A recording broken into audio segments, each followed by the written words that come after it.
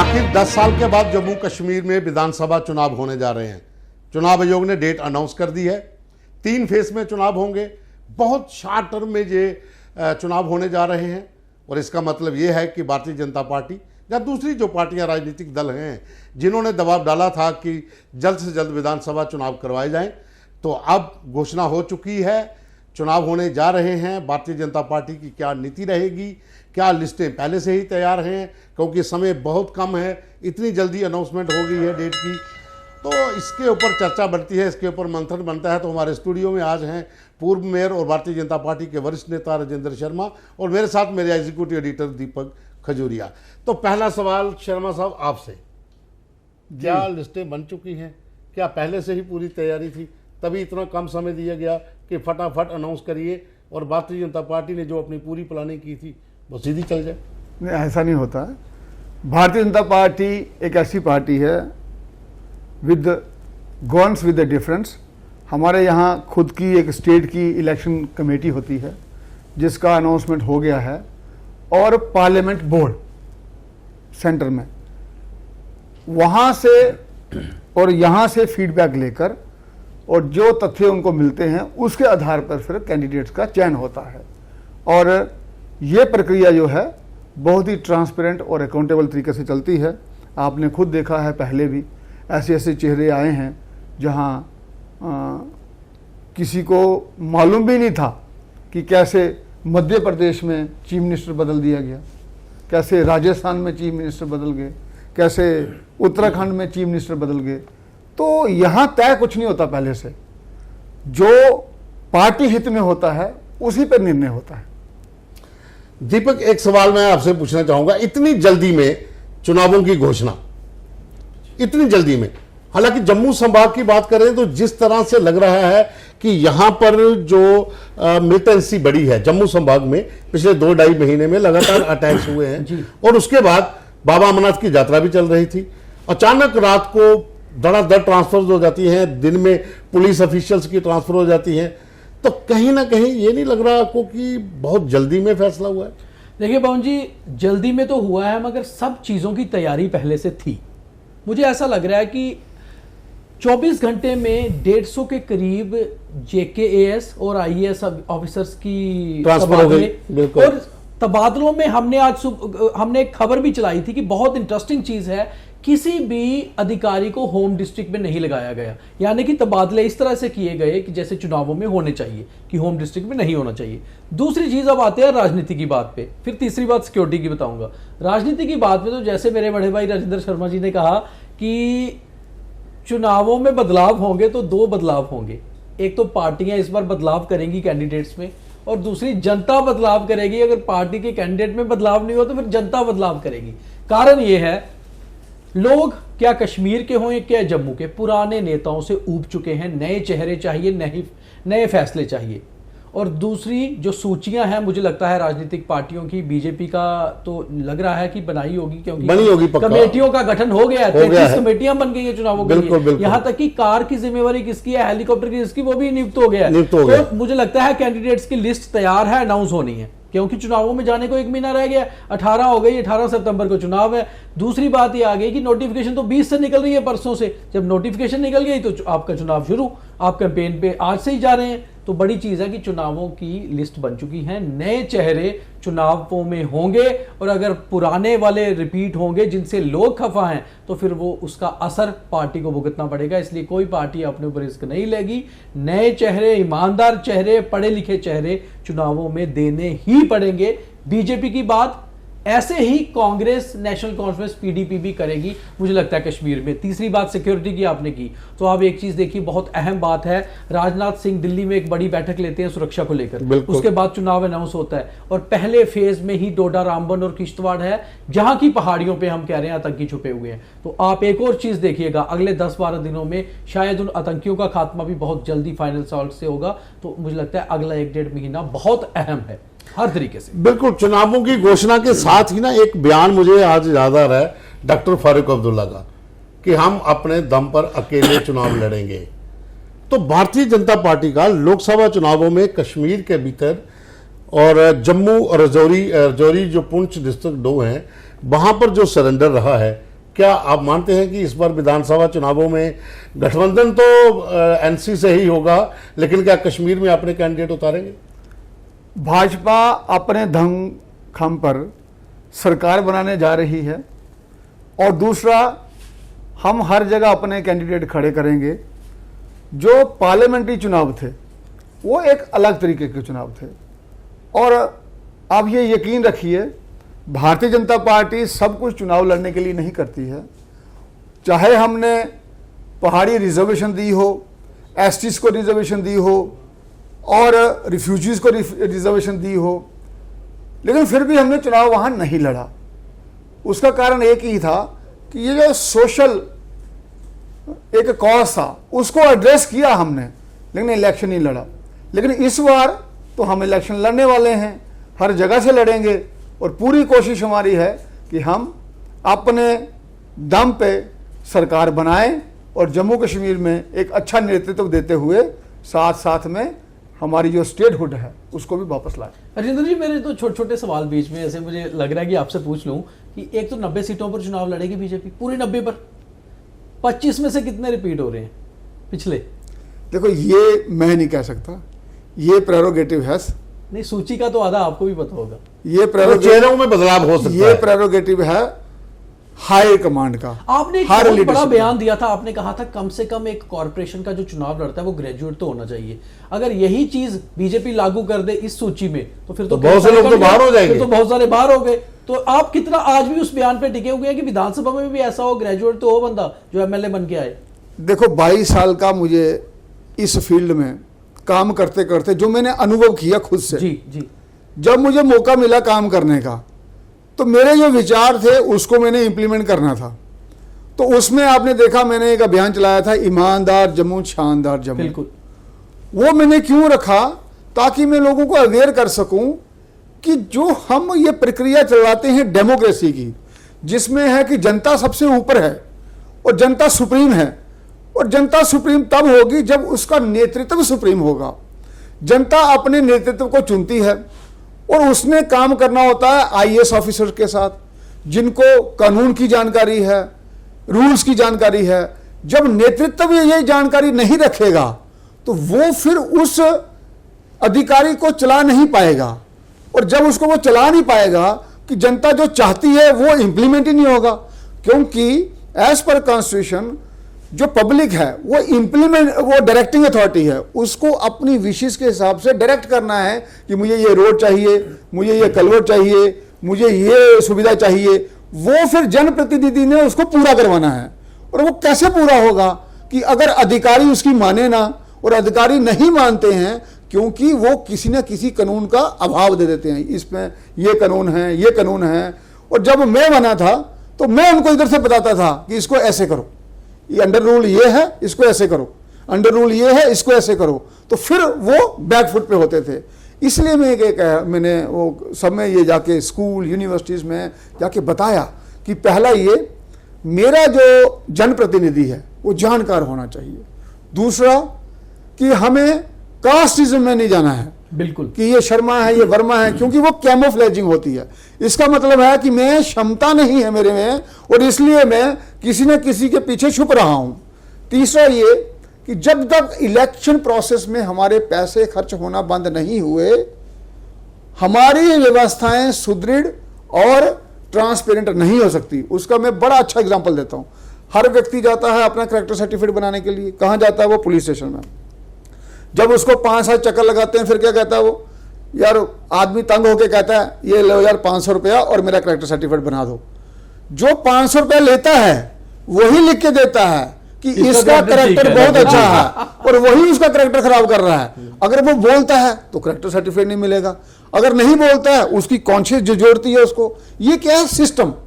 तो इस सिस्टम में हम कितने भी पढ़े लिखे हों, लेकिन इसको तब तक नहीं बदल सकते जब तक हमारा नेतृत्व इन आधार पे नहीं चुना जाएगा, और वही अच्छी डिसीजन मेकिंग कर सकता है। बीजेपी की पहली सूची कब तक आ जाएगी, क्या लगता है?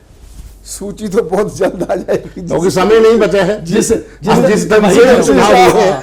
से अनाउंसमेंट हुई है, सूची मुझे लग रहा है पहले से तैयार है, सूची तैयार है। जम्मू ईस्ट से आपका नाम सुना है, हमारे भी सूत्र हैं आपकी पार्टी में, सुना है कि जम्मू ईस्ट से आप चुनाव लड़ेंगे, फिर पैसा खर्च नहीं कर रहे आप इस पर, बिना पैसा खर्च चुनाव लड़ेंगे? पहली बात तो है इसका निर्णय करना है पार्टी ने कि किसको जम्मू ईस्ट से उन्होंने चुनाव लड़ाना है।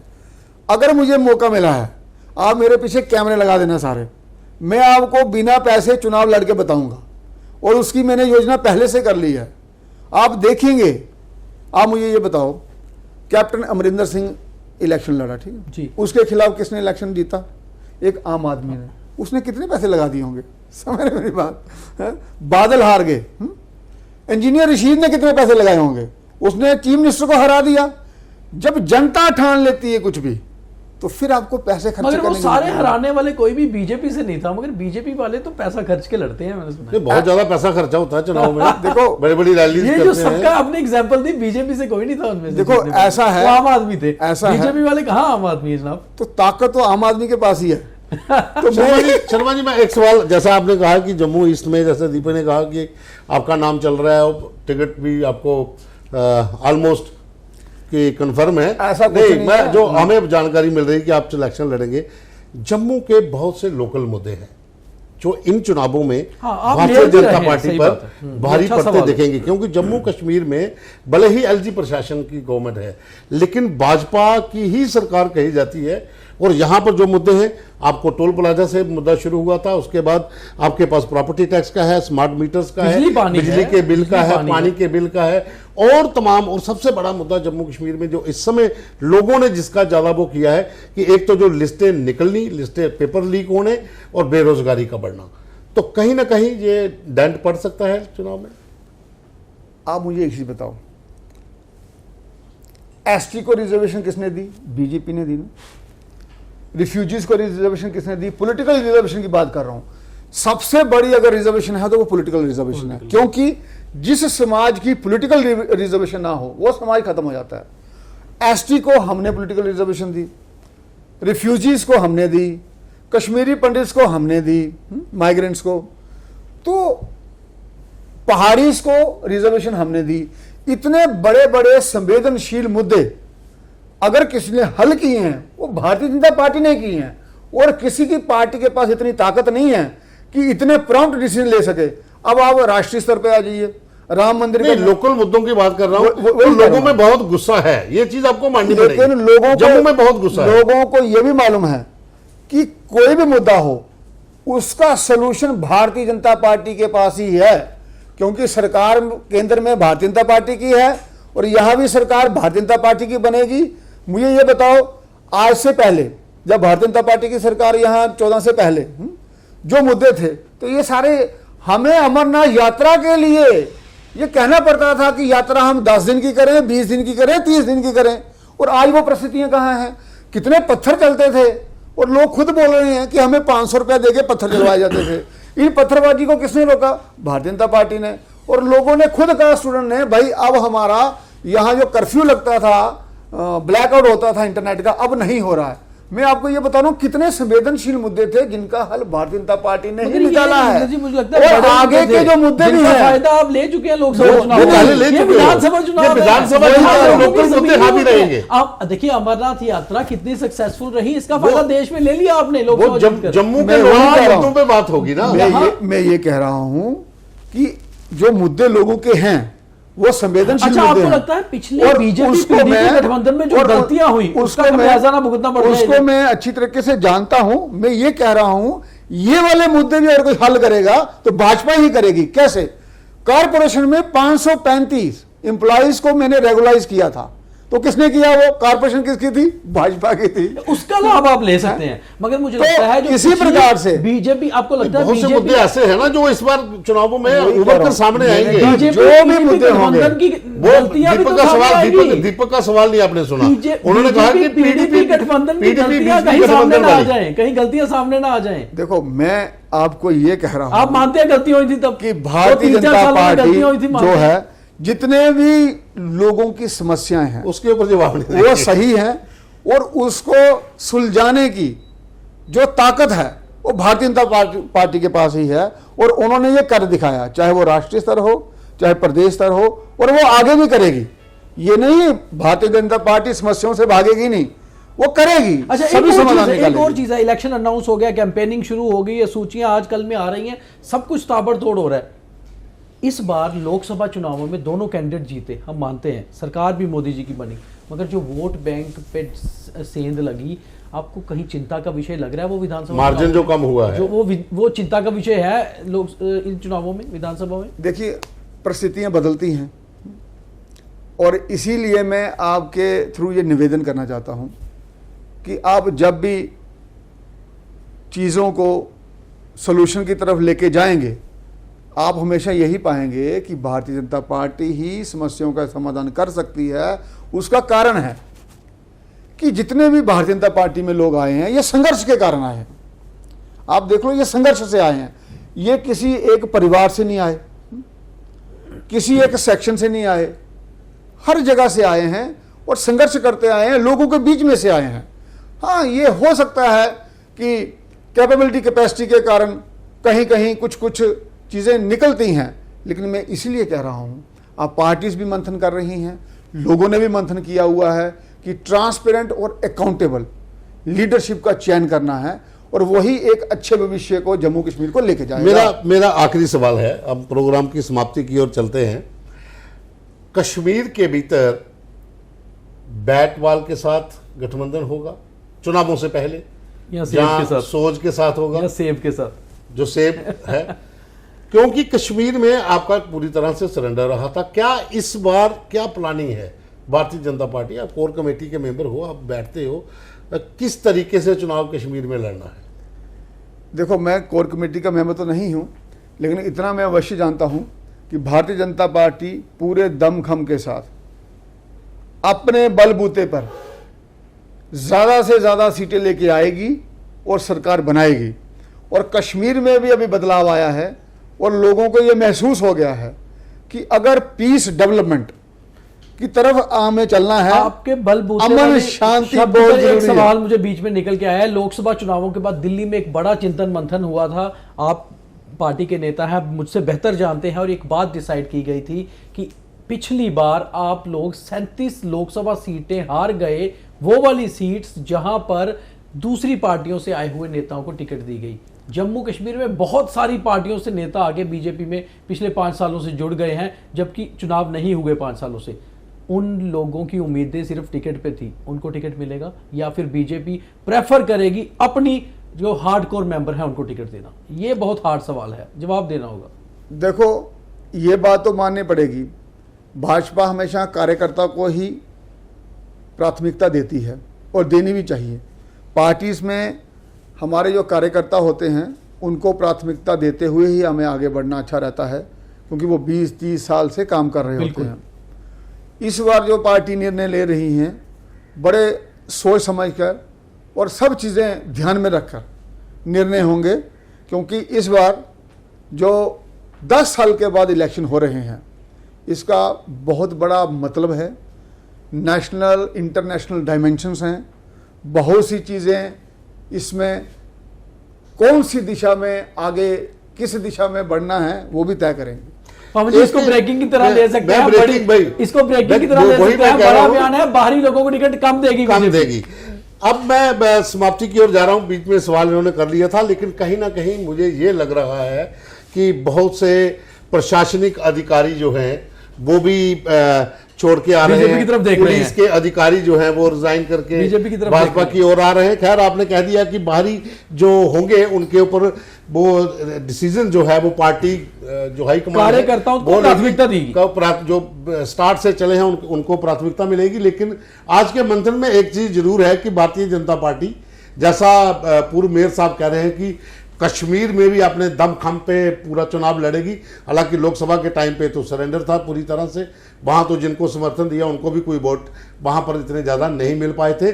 लेकिन विधानसभा चुनावों में अब जो लोग पार्टी के भीतर पिछले 10 साल से पार्टी के जो कार्यकर्ता हैं, जो पार्टी के संगठन के साथ जुड़े हुए हैं, वो जो 10 साल से मेहनत कर रहे हैं, कहीं उनकी मेहनत पर उन लोगों का डाका ना पड़ जाए जो अभी हाल ही में भारतीय जनता पार्टी में शामिल होने हैं और शामिल हो चुके हैं टिकट की उम्मीद में। अब ये देखना होगा कि अब जब लिस्ट आना शुरू हो गई है, घोषणा हो चुकी है, चुनाव बिल्कुल मुहाने पर हैं, तो क्या क्या भारतीय जनता पार्टी किसको किसको टिकट देती है उसका इंतजार रहेगा।